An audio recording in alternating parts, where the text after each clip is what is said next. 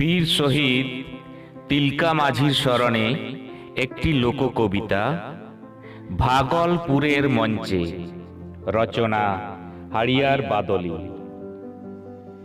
সেদিন সিঙ্গারসি পাহাড়টা শিমুল পলাশে লালে লাল। তিলকিয়া গ্রামটা ছোঁয়াত হয়েছিল 11ই ফেব্রুয়ারি 1750 সাল। জন্মেছে যে হে খেরোয়াল বীর বাবা তিলকিয়া মাঝি, পুরা গাঁটা ছুত ছাড়াও আর ছটিয়ে রে আত নাইকে গোডেত মাঝি।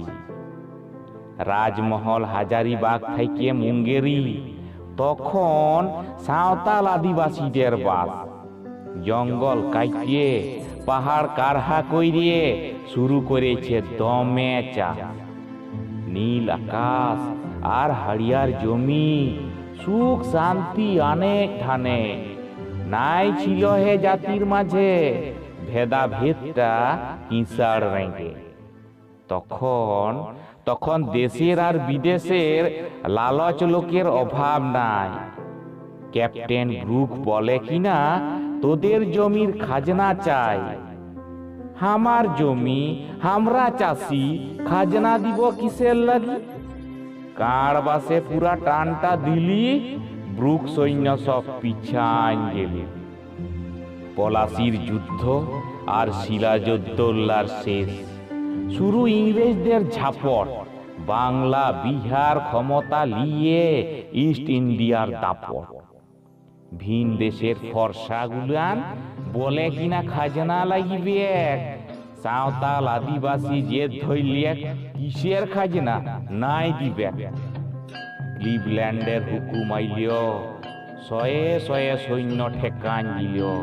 কত বাড়ি ঘর কত জীবন গেল, জোর কইরিয়ে সব ছিনাই নিল।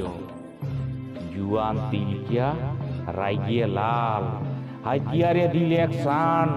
বাটুল দিয়ে বাড়ি বেটার ক্লিভল্যান্ডের নিলে প্রাণ।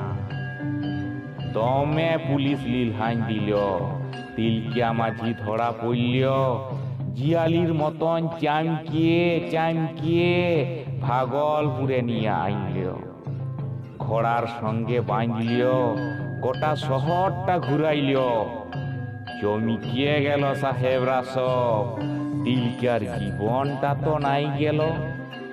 ভাগলপুরের বট গাছটায় তিলকিয়া মাঝির হইল ফাঁসি। হামদের দেশের পইল শহীদ, ফাঁসির মঞ্চে বীরের হাসি।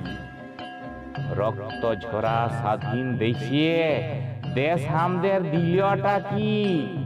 রক্ষা কর্তাই ভক্ষক যে আজ, আদিবাসীরাই সব ফাঁকি।